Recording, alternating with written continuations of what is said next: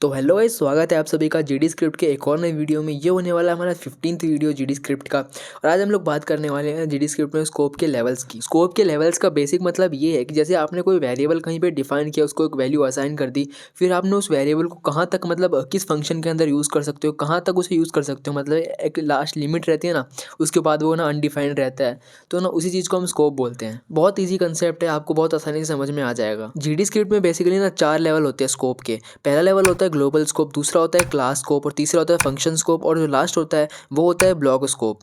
चलो एक एक करके इनका मतलब जानते हैं। सबसे पहला आता है ग्लोबल स्कोप। अब इसका मतलब ये होता है जैसे आपने ना एक स्क्रिप्ट बनाई और उसको कोई क्लास नेम दे दिया, फिर आपने किसी भी दूसरी स्क्रिप्ट में ना उसके क्लास नेम को मतलब एक्सटेंड करके ना फिर वो क्लास नेम में जो आपने नाम डाला था उसे लगा के आपने उसकी सारी प्रॉपर्टीज जो भी वेरिएबल आपने उसमें डिफाइन किए थे वो आप ना ओवर द मतलब पूरे एडिटर में जहाँ भी स्क्रिप्ट बनाओगे ना एक्सटेंड करके यूज़ कर सकते हो।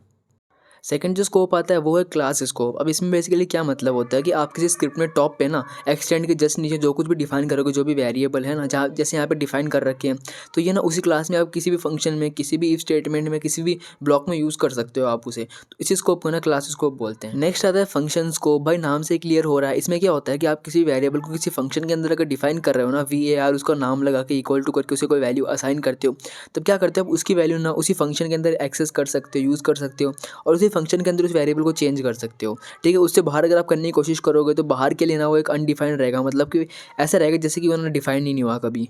सबसे लास्ट में आता है ब्लॉक स्कोप। अब इसमें क्या होता है कि आप ना किसी भी कंट्रोल स्टेटमेंट में, जैसे वो फॉर लूप हो गया, वाइल लूप हो गया, इफ स्टेटमेंट हो गया, मैच स्टेटमेंट हो गया, इनमें अगर कोई वेरिएबल डिफाइन करते हो तो आप उसी ब्लॉक के अंदर ना उसे एक्सेस कर पाओगे। जैसे अगर आपने इफ़ के अंदर कोई वेरिएबल डिफाइन किया तो आप ना उसे एलिफ के अंदर या फिर एल्स के अंदर यूज़ नहीं कर सकते, या फिर उस फंक्शन के अंदर भी यूज़ नहीं कर सकते।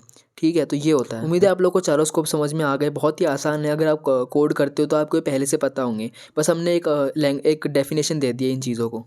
तो बस यहीं तक था ये वीडियो। वीडियो कैसा लगा, पसंद आया तो लाइक करना, चैनल को सब्सक्राइब कर लो और वीडियोज़ के लिए। मिलता हूँ नेक्स्ट वीडियो में, बाय।